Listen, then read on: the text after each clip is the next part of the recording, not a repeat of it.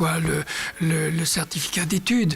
Et après, j'ai travaillé dans des usines. Gérard Lenormand a longtemps été la voix de la douceur en France. Ses chansons parlaient d'amour, de paix et de liens familiaux, accompagnant des générations entières dans leur intimité. Pour le public, il incarnait une forme de sécurité affective, presque paternelle. Pourtant, derrière cette image rassurante se cache une histoire beaucoup plus silencieuse. Gérard Lenormand est aussi le père de 2 enfants, élevé loin des projecteurs dans l'ombre d'un nom célèbre. Que signifie grandir quand son père appartient au public? Et surtout, qu'est-il réellement arrivé aux 2 enfants de Gérard Lenormand lorsque la musique s'est tue? Au début des années 70, Gérard Lenormand s'impose comme l'une des figures les plus rassurantes de la chanson française. Sa voix douce, immédiatement reconnaissable, envahit les ondes. Ses chansons parlent de fraternité, d'amour universel, d'enfance et de souvenirs partagés. Il ne choque pas, il apaise. Dans une France marquée par les bouleversements sociaux et politiques, Lenormand devient une présence familière, presque intime dans les foyers. Ses disques se vendent par millions. Ses concerts rassemblent un public intergénérationnel. Il est partout sans jamais sembler envahissant. À la télévision, son image est celle d'un homme calme, mesuré, souriant. Il ne cultive ni provocation ni mystère. Contrairement à d'autres artistes de son époque, Gérard Lenormand ne fait pas de sa vie privée un spectacle. Il protège farouchement sa sphère intime. Cette discrétion renforce encore l'aura de respectabilité qui l'entoure. Pour le grand public, il incarne une réussite complète, une carrière solide, une trajectoire sans heurts, une stabilité rare dans le monde du show business. Dans ce contexte, la paternité de Gérard Lenormand s'inscrit naturellement dans le récit collectif. Il devient père de 2 enfants à une période où sa carrière est déjà bien installée. Rien n'est médiatisé, aucun cliché de famille. Aucune interview détaillée. Cette absence d'exposition donne l'illusion d'un équilibre maîtrisé, comme si l'artiste avait su préserver un cocon familial à l'abri des projecteurs, loin du tumulte du succès. Pourtant, la réalité quotidienne est plus nuancée. Derrière les albums et les tournées, Gérard Lenormand est un homme constamment sollicité. Les concerts s'enchaînent, les déplacements sont fréquents. Les obligations professionnelles dictent le rythme de la vie familiale, il est présent par intermittence, aimant mais souvent absent. Pour ses enfants, cette situation devient la norme. Ils grandissent avec un père admiré par des milliers de personnes, mais dont la présence à la maison reste irrégulière. L'enfance des 2 enfants se déroule donc dans un cadre paradoxal. D'un côté, une certaine sécurité matérielle offerte par le succès de leur père. De l'autre, une distance affective difficile à nommer. À l'école, le nom Lenormand attire l'attention. Il suscite la curiosité, parfois l'envie. Mais il impose aussi un poids invisible, celui des attentes. Celui des comparaisons. Être les enfants d'un chanteur aussi populaire n'est pas toujours simple. Ils apprennent très tôt à se définir autrement que par ce nom. Gérard Lenormand, de son côté, exprime ses émotions avant tout par la musique. Il écrit et chante ce qu'il ne formule pas toujours dans l'intimité. Ses chansons parlent de protection, de tendresse, de liens humains profonds. Mais pour ses enfants, ces mots restent parfois abstraits. L'amour est là indéniablement, pourtant il semble filtré par une pudeur constante, par une difficulté à occuper pleinement le rôle de père au quotidien. Aux yeux du public, cette période demeure celle de l'harmonie.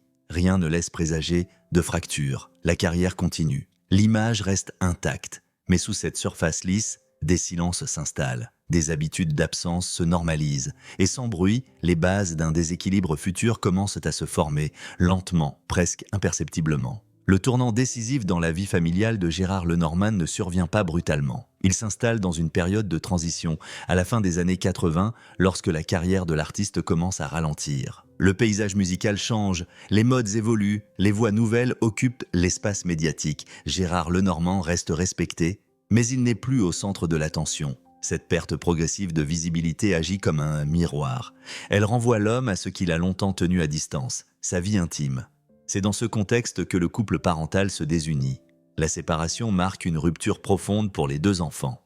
Jusqu'alors, malgré les absences répétées, une structure existait. Elle offrait un cadre. Désormais, ce cadre se fissure. Les repères se déplacent. Les habitudes disparaissent. Les enfants doivent apprendre à naviguer entre 2 mondes, 2 foyers, 2 équilibres instables. Pour Gérard Lenormand, cette période est lourde de contradictions. Il continue de se produire sur scène. Il conserve son public fidèle. Mais intérieurement, il traverse une remise en question silencieuse. L'homme qui chantait la paix et la tendresse doit affronter l'échec d'une relation intime.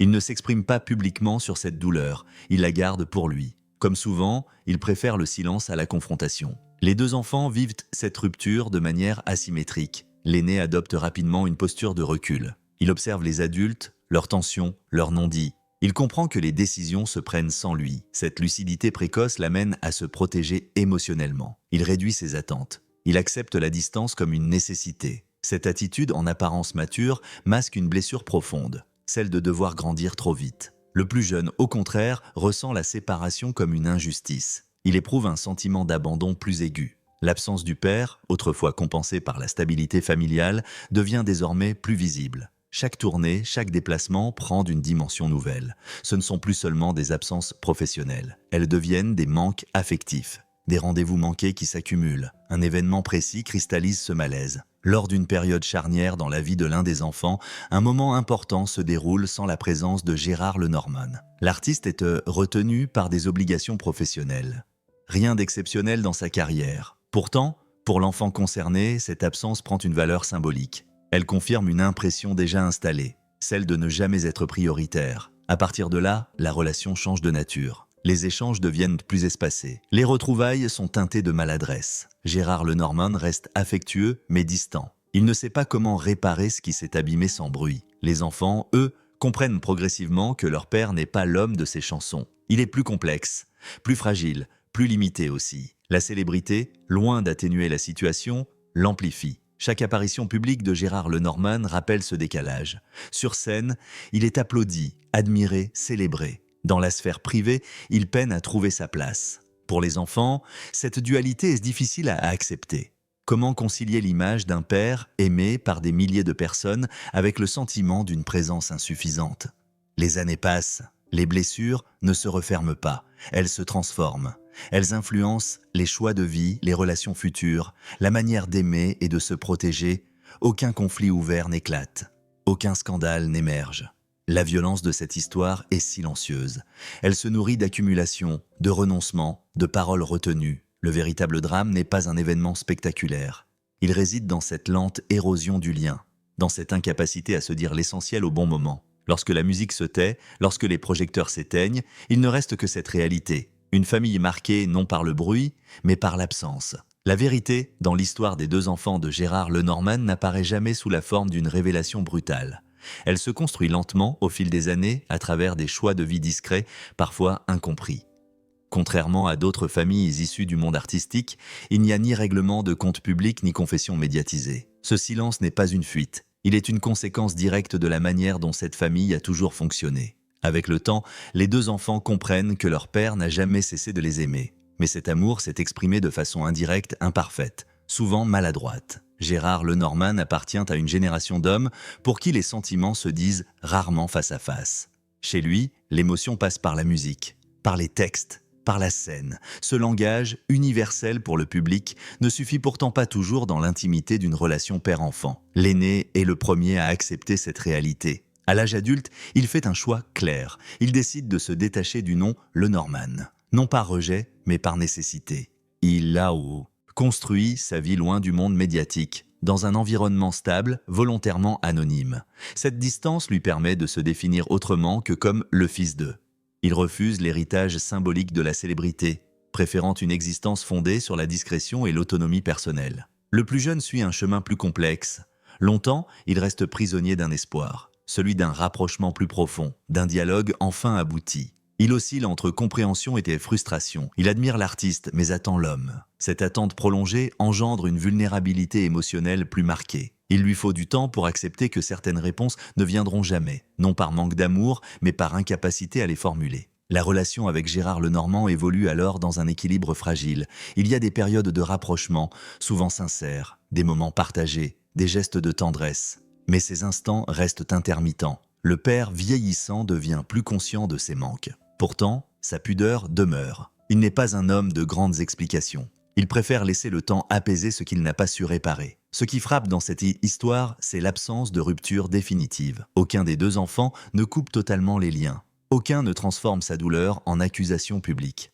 Cette retenue révèle une forme de loyauté silencieuse. Malgré les blessures, le lien n'a jamais été entièrement rompu. Il est resté incomplet, imparfait, parfois frustrant, mais vivant. Peu à peu, chacun des enfants trouve sa propre manière de faire la paix avec cette histoire. Il cesse d'attendre un père idéalisé. Ils acceptent l'homme tel qu'il est, avec ses limites, ses silences, ses contradictions. Cette acceptation ne signifie pas l'oubli. Elle marque simplement la fin d'une lutte intérieure. La célébrité de Gérard Lenormand n'a pas créé les failles de cette famille. Elle les a rendues plus difficiles à combler. Elle a introduit une distance supplémentaire entre l'homme public et le père privé. Une distance que ni les chansons ni le temps n'ont totalement effacée. Aujourd'hui, les deux enfants poursuivent leur route sans chercher à exploiter l'héritage artistique paternel. Leur choix est révélateur. Ils ont préféré hériter d'une forme de liberté intérieure plutôt que d'un nom trop chargé de symboles. Et dans cette décision silencieuse se cache peut-être la vérité la plus profonde de leur histoire. L'histoire des deux enfants de Gérard Lenormand ne se termine pas par une réconciliation spectaculaire, ni par une rupture définitive. Elle s'achève dans une zone plus floue, plus réaliste. Une zone où les liens familiaux existent encore, mais sous une forme transformée. Avec le temps, chacun a compris que certaines attentes ne seraient jamais pleinement satisfaites. Et que vivre, parfois, consiste simplement à accepter ce qui ne changera pas. Porter le nom de Gérard Lenormand n'a jamais été un scandale. Ce n'a jamais été non plus un refuge absolu. Pour ses enfants, ce nom a représenté une présence paradoxale. Il ouvrait des portes dans l'imaginaire collectif, mais fermait parfois celle de l'intimité. Il rappelait sans cesse l'existence d'un père admiré, aimé, applaudi, mais dont la place au sein du foyer est restée fragile. Cette contradiction a façonné leur manière de voir le monde, d'aimer, de se protéger. En grandissant, les deux enfants ont compris que la célébrité n'est ni une faute ni une excuse. Elle est un contexte, un cadre qui amplifie les qualités, mais aussi les failles humaines. Gérard Lenormand n'a jamais cessé d'être un homme sensible, mais il a souvent confondu l'expression artistique avec la présence émotionnelle. Là où le public recevait des chansons, ses enfants attendaient parfois un regard, une parole simple, une constance quotidienne. Cette histoire ne cherche pas à désigner un coupable. Elle invite plutôt à réfléchir à ce que signifie être parent sous les projecteurs, à ce que coûte le succès lorsque le temps se fragmente, lorsque l'amour doit se partager entre la scène et la maison. Les enfants de Gérard Lenormand n'ont pas hérité d'un drame public. Ils ont hérité d'une distance silencieuse, d'une relation inachevée, jamais totalement brisée, mais jamais complètement comblée. Aujourd'hui, chacun a construit sa propre définition de la famille. Une définition moins idéalisée, mais plus lucide. Ils ont appris que l'on peut aimer sans comprendre entièrement, que l'on peut rester lié sans être fusionnel, que certaines histoires ne trouvent pas de résolution parfaite. Elles se déposent simplement avec le temps, comme une musique que l'on n'écoute plus, mais dont la mélodie continue de résonner intérieurement. Le paradoxe est peut-être là. Gérard Lenormand a offert au public des chansons capables de rassembler des millions de personnes autour d'émotions communes. Mais dans sa propre famille, ces émotions ont parfois circulé plus difficilement. Non par manque de sincérité, mais par pudeur, par maladresse, par peur de ne pas savoir dire autrement. Au final, l'héritage le plus lourd n'est pas celui de la gloire, c'est celui des silences transmis de génération en génération. Et parfois, le véritable courage ne consiste pas à briller, mais à apprendre à vivre avec ce qui n'a jamais été dit.